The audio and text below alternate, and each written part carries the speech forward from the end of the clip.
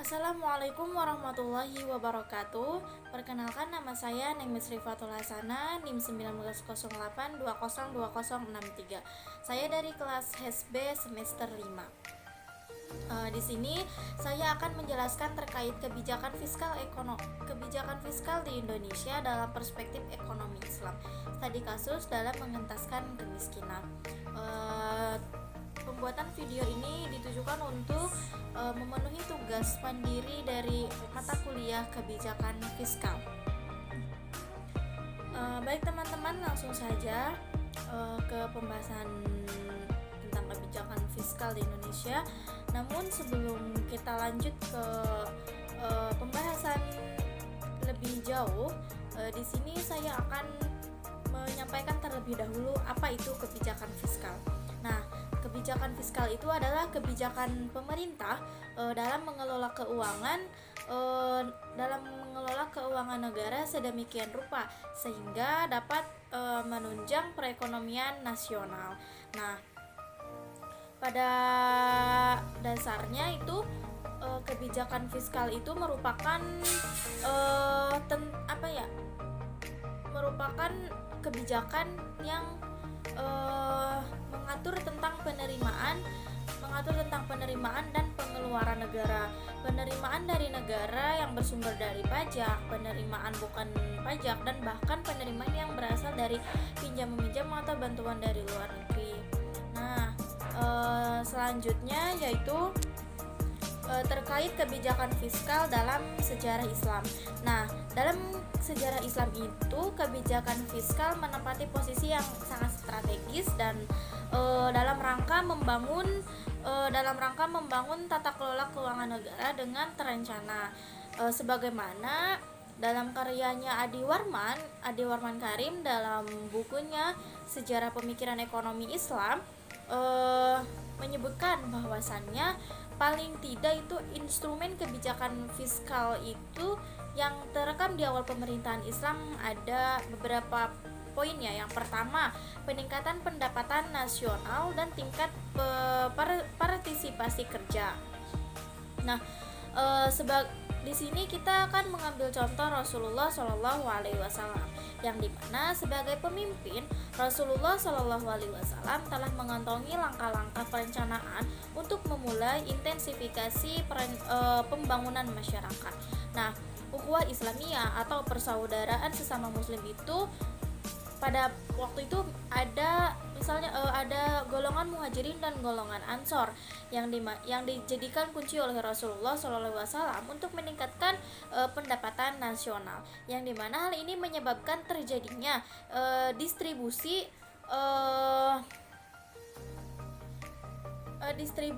pendapatan implikasi yang menghasilkan peningkatan permintaan total di kota Madinah. Nah, selain itu pula dari persaudaraan yang disatukan oleh Rasulullah SAW ini, yaitu antara kaum Muhajirin dan kaum Ansor, itu juga berdampak pada menghasilkan sesuatu, berdampak positif terhadap tersedianya lapangan pekerjaan, terutama ya bagi kaum Muhajirin. Dalam pengaplikasiannya setiap pekerjaan itu menggunakan akad muzara'ah, musakot dan mudharabah. Nah, selanjutnya itu ada kebijakan dari kebijakan pajak. Nah, penerimaan kebijakan pajak yang dilakukan Rasulullah ini seperti kharaj, jizyah, humus, dan zakat yang menyebabkan terciptanya kestabilan harga dan mengurangi tingkat inflasi. Nah, pajak ini khususnya humus mendorong stabilitas pendapatan dan produksi total pada saat terjadi stagnasi dan penurunan permintaan dan penawaran agregat. Kebijakan ini juga tidak menyebabkan penurunan harga ataupun jumlah produksi. Nah, selanjutnya ada anggaran. Dalam menyusun anggaran, Rasulullah selalu memprioritaskan pembelanjaan yang mengarah pada kepentingan umum. Jadi ketika pendapatan sudah terkumpul, pendapatan negara sudah banyak lah, sudah cukup, maka Rasulullah akan membelanjakan uang tersebut ke hal-hal yang bersifat itu tuh menjadi kepentingan umum, bukan hanya kepentingan diri sendiri atau hanya pemerintahan saja. Jadi seperti misal infrastruktur ataupun yang lainnya yang memang itu menjadi kebutuhan orang lain gitu, kebutuhan orang banyak sehingga bisa mensejahterakan.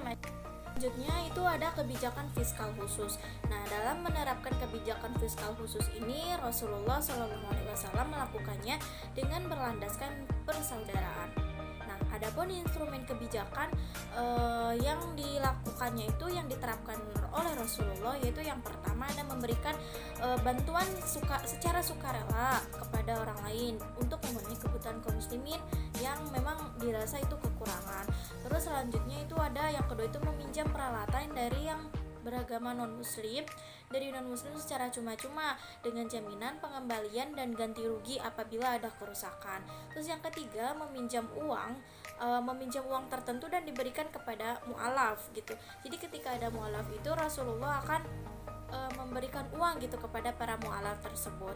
Terus yang keempat itu menerapkan kebijakan insentif untuk menjaga pengeluaran dan meningkatkan partisipasi kerja dan produksi dari kaum muslimin. Nah, selanjutnya kita memasuki ke pembahasan inti ya teman-teman, yaitu kebijakan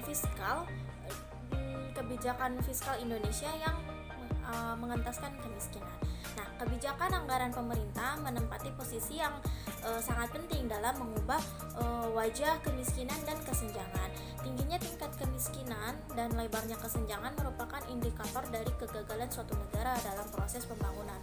Karena pembangunan yang dilaksanakan pada prinsipnya itu ya ditujukan untuk meningkatkan kesejahteraan masyarakat, dan taraf hidup masyarakat harus benar-benar terjamin gitu. Nah, hal ini sesuai dengan tujuan negara Indonesia sebagaimana diamanatkan dalam pembukaan Undang-Undang 1945, yaitu melindungi segenap bangsa Indonesia dan seluruh tumpah darah Indonesia, memajukan kesejahteraan umum, mencerdaskan kehidupan bangsa, dan ikut melaksanakan ketertiban dunia yang berdasarkan pada kemerdekaan dan perdamaian abadi dan keadilan sosial. Nah, kesejahteraan rakyat yang dapat ditingkatkan gitu kalau semisal kemiskinan itu dapat dikurangi, sehingga untuk meningkatkan kesejahteraan rakyat pun ya harus dilakukan melalui upaya penanggulangan kemiskinan. Nah, dalam upaya penanggulangan kemiskinan yang dilakukan oleh pemerintah ini secara terprogram, mulai dari sejak Orde Baru dengan meluncurkan program Pelita 1 sampai Pelita 5. Nah, di replita ke-6-nya itu diluncurkan sebagai program khusus, yaitu program Impres Desa Tertinggal atau yang biasa disingkat dengan IDT. Nah, Impres ini yaitu Impres nomor 5 tahun 1993 tentang peningkatan penanggulangan kemiskinan. Dimaksudkan untuk meningkatkan penanganan masalah kemiskinan secara berkelanjutan di desa-desa miskin. Selain itu, berbagai proses dan usaha pun dilakukan secara spesifik, dapat diketahui dengan adanya berbagai program secara spesifik itu dapat diketahui dengan menyibak pos-pos anggaran yang disediakan melalui anggaran pendapatan dan belanja negara. Nah, program-program tersebut itu antara lain ada program bantuan pembangunan daerah, ada Impres pembangunan desa, Impres pembangunan daerah tingkat 2, ada Impres pembangunan daerah tingkat 1, dan ada Impres pembangunan kesehatan. Nah, di samping itu berbagai upaya pemerintah pun dalam pelaksanaan kebijakan untuk penanggulangan kemiskinan dan pengangguran di Indonesia ini saat ini dilakukan dengan berbagai upaya diantaranya itu yang pertama menaikkan anggaran untuk program-program yang berkaitan langsung maupun tidak langsung dengan penanggulangan kemiskinan dan pengangguran. Nah, hal tersebut itu dilaksanakan dengan pemberdayaan berbasis komunitas dan kegiatan padat karya. Selanjutnya itu ada mendorong APBD provinsi, kabupaten, dan kota pada tahun-tahun selanjutnya untuk meningkatkan anggaran bagi penanggulangan kemiskinan dan perluasan lapangan kerja. Terus yang ketiga itu pemerintah tetap mempertahankan program lama seperti Raskin, pos asuransi miskin dan sebagainya. Ya kalau misal di sekarang itu mungkin ada yang kayak PKH, bantuan yang kartu prakerja, terus ada yang kalau misal di masa pandemi sekarang juga ada kayak bantuan khusus yang terkena COVID seperti itu dan lain sebagainya. Ya banyak sekali jenis-jenis bantuan yang disalurkan oleh pemerintah terhadap masyarakat. Nah selanjutnya ada akselerasi pertumbuhan ekonomi dan stabilitas harga, khususnya ya di harga beras. Jadi terkadang kan di harga beras itu tidak melulu dalam harga yang sama gitu, ada kalanya naik dan ada kalanya turun. Nah pemerintah selalu mengusahakan untuk kebutuhan pokok tersebut itu seperti beras itu dipertahankan untuk tetap stabil gitu harganya.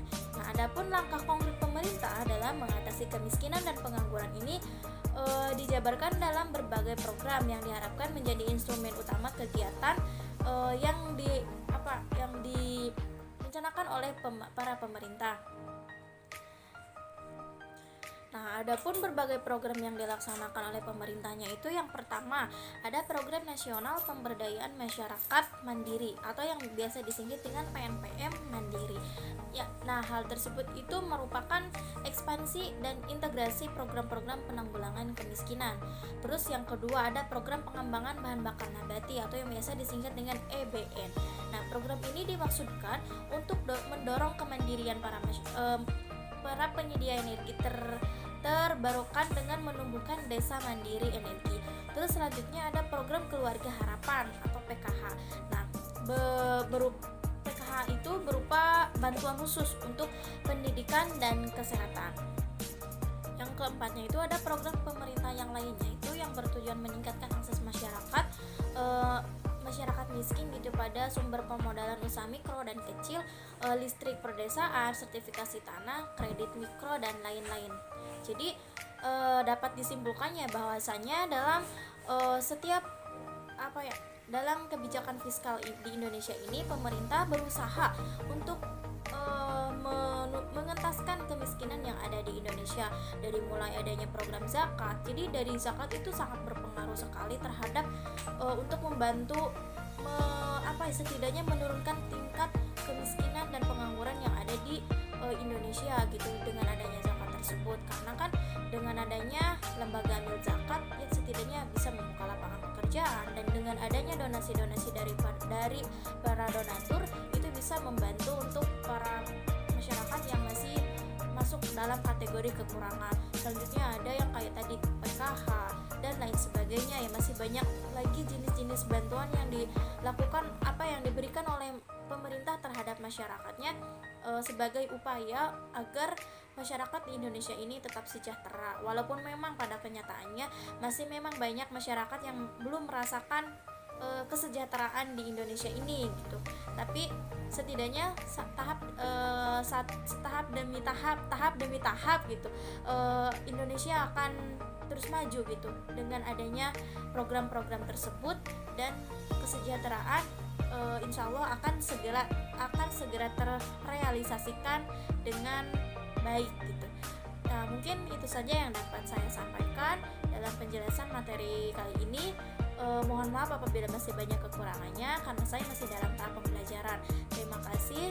Wassalamualaikum warahmatullahi wabarakatuh.